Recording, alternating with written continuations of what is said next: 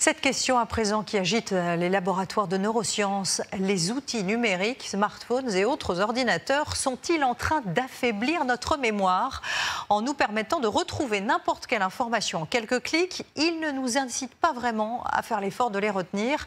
Est-ce grave, docteur? Réponse avec Olga Lévesque et Florian Le Goïc. Allez-y, Olga.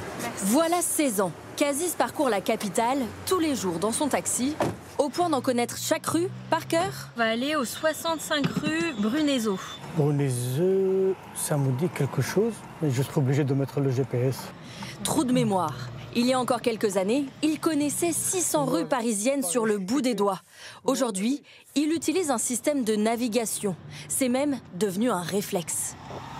Le GPS, on l'utilise pour éviter les pièges maintenant, les travaux et en plus les bouchons. Une habitude qui éclipse petit à petit sa légendaire mémoire de chauffeur de taxi. Serions-nous en train de perdre la mémoire?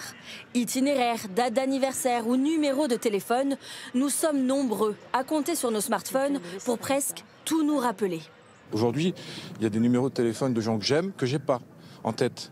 Et je les ai sous le doigt. Non, je me souviens pas des anniversaires de tous mes potes, malheureusement. Des informations comme effacées de notre mémoire. Mais de laquelle exactement? Vous connaissez certainement la mémoire à court terme et la mémoire à long terme, mais dans notre cerveau, nous avons aussi différents types de mémoire dans différentes aires cérébrales. Il y a la mémoire du langage et celle des souvenirs personnels. Mais il y a aussi la mémoire des automatismes. Elle nous permet de conduire, de marcher ou de jouer d'un instrument. Et puis connaissez-vous la mémoire perceptive? Celle-ci nous permet de nous souvenir des visages, des voix et des lieux. Le langage, c'est plutôt dans le lobe temporal, mais la mémoire en elle-même, ça va passer de toute façon notamment par l'hippocampe. La bonne nouvelle, selon cette neurologue, c'est qu'en utilisant les outils numériques quotidiennement, notre mémoire des automatismes est plus performante que jamais. Mais pourquoi avons-nous alors souvent le sentiment de ne pas retenir ce que nous lisons sur écran? C'est ce qui ressort des études, c'est que la mémorisation d'un texte lu sur écran est moins bonne que celle d'un texte lu sur papier et qu'on le comprend moins bien aussi. Donc le livre, c'est 3 dimensions, on a des repères sur une page à droite ou à gauche, en haut, en bas, ça va nous aider à mémoriser l'information. Le support numérique est beaucoup plus pauvre en termes d'informations contextuelles. Alors, que faire?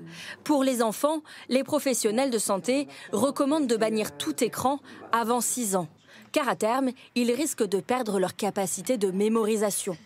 Et pour les adultes en bonne santé, pas de perte de mémoire définitive. Tout est question d'entraînement. Pas mal.